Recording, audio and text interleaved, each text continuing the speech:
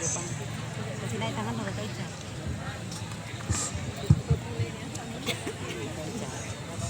Ya saya mulai Mina. Rekaman terus. Bismillahirrahmanirrahim. Assalamualaikum warahmatullahi wabarakatuh. Alhamdulillahi rabbil alamin. Wassalatu wassalam ala sayyidina Muhammadin sayyidil awwalin wal akhirin wa ala alihi wa sahbihi wa man ihtada bihadihi ila yaumiddin, amma ba'du. Yang terhormat Dewan Hakim yang arif dan bijaksana, hadirin sebangsa dan setanah air yang kami cintai. Kita bangga sebagai bangsa Indonesia, bangsa yang berada di garis khatulistiwa ini, memiliki hasanah dan kekayaan alam yang melimpah ruah, dan Indonesia juga merupakan negara kesatuan yang penuh dengan keberagaman, terdiri dari keberagaman budaya, suku, dan agama.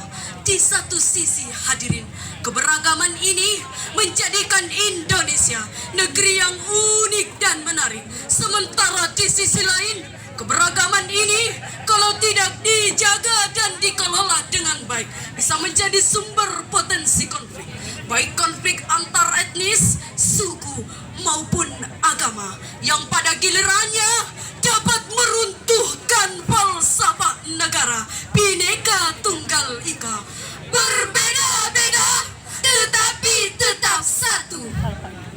Bahkan hadirin, adanya keberagaman ini bisa menjadi target dan sasaran dari pihak-pihak yang tidak menginginkan Indonesia menjadi negara kuat, hebat, dan bermartabat, dengan memicu sumber-sumber konflik, terutama konflik antar agama yang sangat berbahaya bagi tegaknya pilar persatuan dan kesatuan bangsa.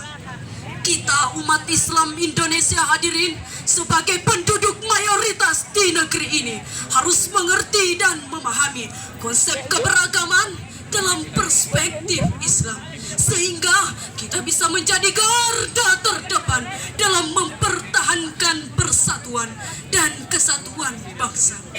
Dari uraian yang telah kami sampaikan tadi hadirin, maka tergugah hati kami bertiga untuk menyampaikan syarahan yang berjudul Keberagaman dalam Perspektif Islam, upaya menjaga semangat persatuan dan kesatuan bangsa, dengan landasan firman Allah dalam Al-Quran surah Al-Hujurat ayat 13 yang akan dilantunkan oleh qori'ah kami berikut ini.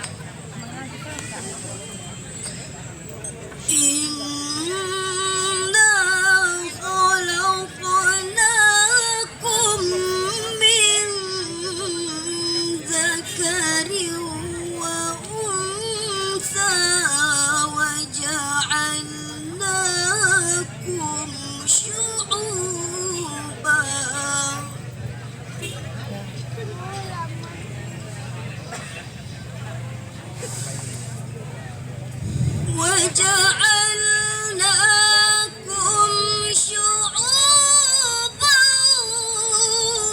وقبائل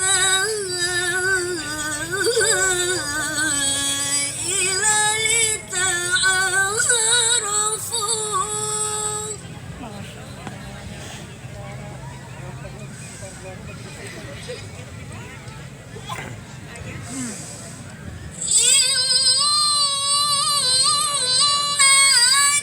أكرمكم عند الله أتقاكم إن الله عليم خبير,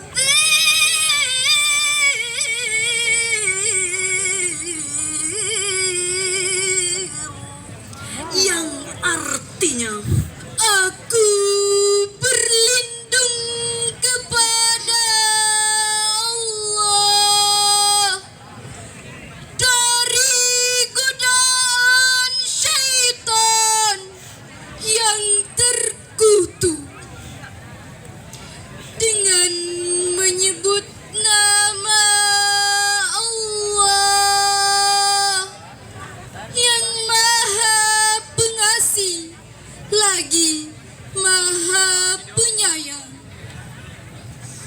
Wahai manusia, sungguh kami telah menciptakan kamu dari seorang laki-laki dan seorang perempuan.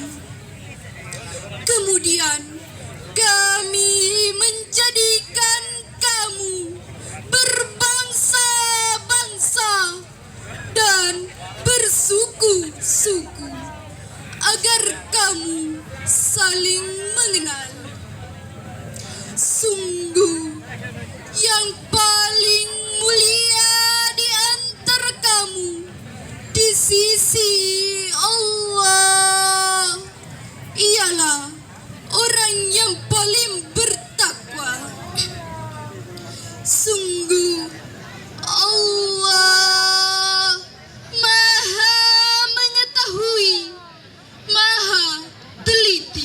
Dewan Hakim, hadirin yang kami muliakan, Asy-Syaikh Profesor Dr. Wahbah As-Suhaili dalam kitab tafsirnya Al-Munir jilid 13 halaman 581 menukilkan dua riwayat terkait sebab nusul ayat tadi.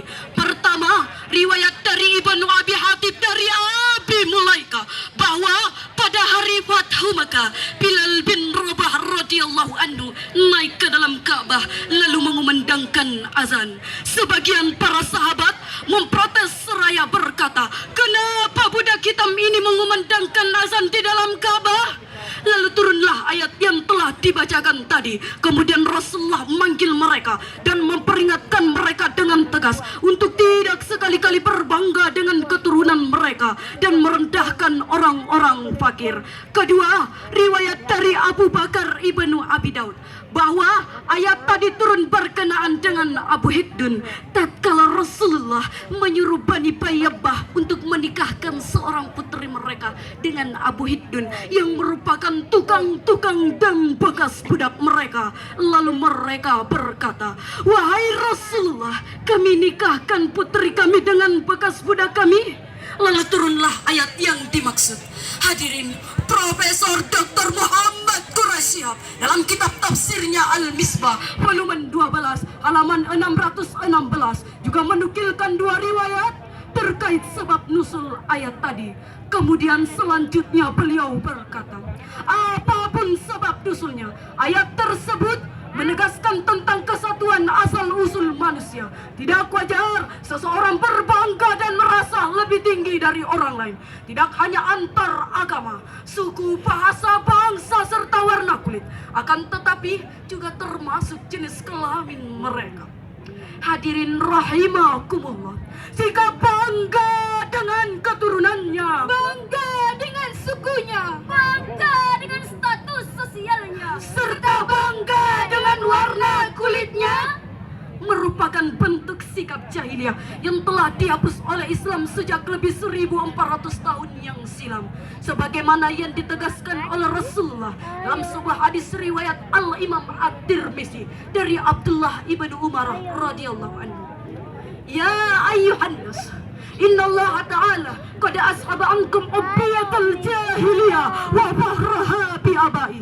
Wahai sekalian manusia, sesungguhnya Allah telah menghilangkan dari kalian keburukan jahiliyah, yaitu sikap bangga dengan keturunannya. Dalam sebuah hadis riwayat Imam At-Tabrani, pada waktu haji wada, Rasulullah sallallahu alaihi wasallam berkhutbah di Mina. Ya ayuhan nas, ala inna rabbakum wahid wa abakum wahid. Ala la fadlan li arabin ala ajamin wala li ajamin ala arabin wala ahmara ala aswada wala aswada ala ahmara illa bittaqwa. Wahai sekalian manusia, ketahuilah sesungguhnya Tuhan kalian satu dan asal-usul nenek moyang kalian satu. Dan ketahuilah tidak ada keutamaan orang Arab atas non-Arab, begitu sebaliknya. Dan tidak ada keutamaan orang berkulit merah atas berkulit hitam, begitu sebaliknya, kecuali dengan ketakwaan. Hadirin, siapa kita? Indonesia. Siapa kita? Indonesia. Siapa kita? Indonesia. Ewako. Sebuah senandung mengingatkan kita, hadirin. Memang manis si gula-gula, begitu juga negeri kita. Banyak suku dan budaya, dari Sabang sampai Merauke. Ragam umat agamanya yang bersatu di Indonesia. Indonesia negeri tercinta, kita semua wajib menjaganya. Kita semua wajib menjaganya. Timbul pertanyaan, hadirin, bagaimanakah dalam pandangan Islam terkait dengan keberagaman seperti yang terjadi di negeri kita tercinta ini? Surah Al-Muntahana ayat 8 merupakan landasan untuk jawaban yang dimaksud dan akan dilantunkan oleh qari'ah kami berikut ini.